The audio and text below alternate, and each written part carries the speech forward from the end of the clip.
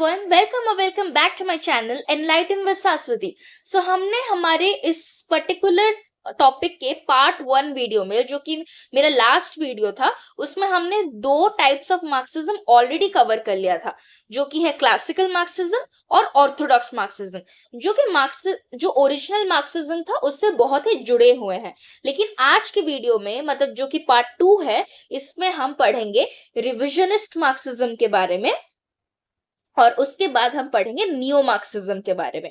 तो इससे शुरू करने से पहले मैं इतना बोलना चाहती हूँ कि अगर आपने वो वीडियो नहीं देखा है, जो कि है पार्ट 1, वो आप आई बटन पे क्लिक करके देख सकते हो। और उसके साथ साथ मैं ये भी मेंशन करना चाहती हूँ कि ये जो नोट्स है ये फुल फ्लेज्ड है, मतलब आप इससे रेफर कर सकते हो और आप अपने एग्जाम में भी आंसर राइटिंग के लिए यूज कर सकते हो। लेकिन और भी कुछ कुछ पॉइंट्स है जो कि आपके अंडरस्टैंडिंग को और भी डीपन करेगा और मतलब बहुत ही स्ट्रेंथन करेगा आपके अंडरस्टैंडिंग को। तो वो सब मैं वर्बली बोलने वाली हूँ, तो उसके लिए आपको पूरे वीडियो में मेरे साथ रहना पड़ेगा और पूरे वीडियो को देखना पड़ेगा।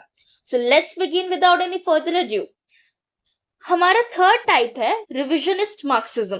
This trend emerged in the late 19th and early 20th centuries, challenging some of the fundamental principles and predictions of classical Marxism.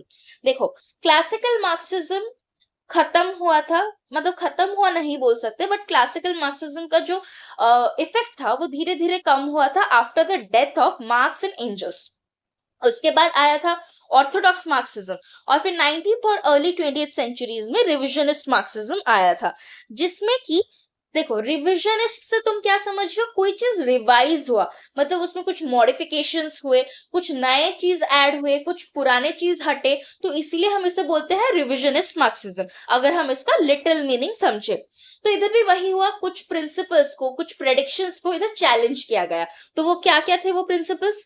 Revisionists sought to revise or reinterpret certain aspects of Marxist theory in light of changing social and economic conditions.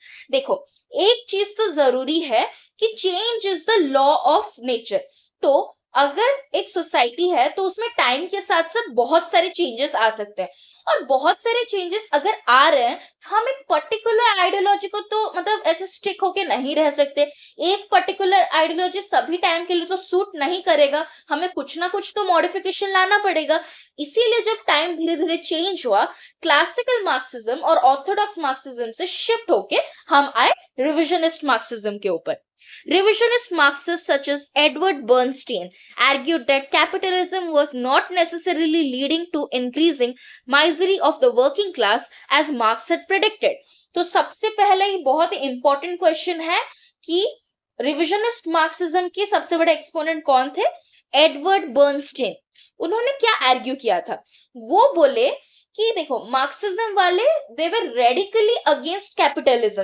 वो चाहते ही नहीं थे कि capitalism का कोई भी एक छोटा सा पीस भी सोसाइटी में रहे। लेकिन रिविजनिस्ट मार्क्सिज्म वाले बोले कि मार्क्सिज्म वाले जितना एग्जैगरेट करके बोल रहे हैं कि कैपिटलिज्म से वर्किंग क्लास को ये हैम्पर होगा, वो हैम्पर होगा, वर्किंग क्लास को हर्ट होगा, वर्किंग क्लास के फ्रीडम हम सैक्रिफाइस कर रहे हैं, वैसा कुछ नहीं था। कैपिटलिज्म एक्चुअली में इतना भी बुरा नहीं कर रहा है वर्किंग क्लास के साथ। ऐसा किसने बोला? एडवर्ड बर्नस्टीन ने, जो कि एक्सपोनेंट है रिविजनिस्ट मार्क्सिज्म के। Instead, they observed improvements in workers' conditions and argued for the possibility of achieving socialism through gradual and peaceful reforms within the capitalist system rather than through violent revolution. देखो, revisionist Marxism में और एक चीज क्या था, इधर ना वो बोल रहे थे कि मार्क्सिज्म जैसे बोले कि वो वर्किंग क्लास के लिए बुरा है कैपिटलिज्म, वैसा नहीं है। कैपिटलिज्म इतना भी बुरा नहीं है, वो एक्चुअली में वर्कर्स कंडीशंस में इंप्रूवमेंट्स ला रहा है। और इसके साथ साथ ये रिविजनिस्ट मार्क्सिज्म वाले ये भी बोल रहे थे कि सोशलिज्म के लिए हमें कोई रेवोल्यूशन की जरूरत नहीं है, हम बिना रेवोल्यूशन के भी पीसफुल मेथड से मतलब चेंज ला सकते हैं, कैपिटलिस्ट सिस्टम के अंदर कुछ मॉडिफिकेशंस कर सकते हैं, और उसके लिए रेवोल्यूशन की कोई जरूरत नहीं है, हम पीसफुल वे से भी सोशलिज्म ला सकते हैं। This approach was heavily criticized by orthodox Marxists who maintained that a revolutionary overthrow of capitalism was necessary to establish socialism. तो मैंने जैसे कि बोला था, ऑर्थोडॉक्स मार्क्सिज्म वाले मतलब ओरिजिनल मार्क्सिज्म से बहुत ही रिलेटेड थे, मतलब क्लासिकल मार्क्सिज्म से। तो उनका मानना क्या था कि रेवोल्यूशन जैसे भी होना चाहिए, रेवोल्यूशन इज इनएविटेबल, मतलब हम रेवोल्यूशन को अवॉइड नहीं कर सकते, वो होगा ही होगा और उसी से ही कैपिटलिज्म हटेगा। लेकिन ये हमारे जो रिविजनिस्ट मार्क्सिज्म वाले हैं वो बोले कि रेवोल्यूशन नहीं होना चाहिए, हमें पीसफुल मेथड से सभी चेंजेस लाने चाहिए। तो इसी से इन दोनों टाइप्स के अंदर क्लैशेस आए। Despite this criticism, revisionist Marxism has had a significant influence on the development of social democratic and democratic socialist movements. तो देखो, इससे हमें और एक चीज पता चलता है कि रिविजनिस्ट मार्क्सिज्म के ना और एक नाम है, दैट इज डेमोक्रेटिक सोशलिज्म। मतलब हम सोशलिज्म डेमोक्रेटिक वेज से लाएंगे, मतलब हम ऐसा मेथड्स अपनाएंगे जो कि वायलेंट नहीं होगा, जो कि सभी लोगों के सपोर्ट में होगा, मेजॉरिटी के सपोर्ट में होगा, और हम पीसफुली सोशलिज्म को लाएंगे, उसमें कोई भी वायलेंस नहीं होगा। ओके, सो हमारा फर्स्ट ये टाइप खत्म हुआ, revisionist Marxism, I mean third one. And अभी हम आते हैं नियो मार्क्सिज्म के ऊपर। Neo Marxism is a school of thought that emerged in the mid 20th century as a response to some of the perceived shortcomings of classical Marxism. Neo Marxism भी वैसे ही revisionist Marxism की तरह classical Marxism के criticism में आया था। Neo-Marxists seek to update and revise Marxist theory to address contemporary social, political and economic conditions. देखो, socially, politically, economically conditions हमेशा स्टैटिक नहीं रहते हैं। This is a very dynamic thing. Society एक बहुत ही डायनेमिक थिंग है जिसमें कि हमेशा चेंजेस आते रहते हैं, तो उसके हिसाब से हमें तो अपडेट भी होना पड़ेगा। जैसे कि अभी एआई आया है तो हमें एआई के साथ अपडेट होना पड़ता है, वैसे ही हम एक नए सोसाइटी में पुराने आइडियोलॉजी को तो नहीं चला सकते, इसलिए उसमें हमें कुछ अपडेट्स करना है। तो it maintains that Marxist critique of capitalism and class struggle, but also incorporates a broader analysis of other forms of oppression and domination, such as race, gender, and colonialism.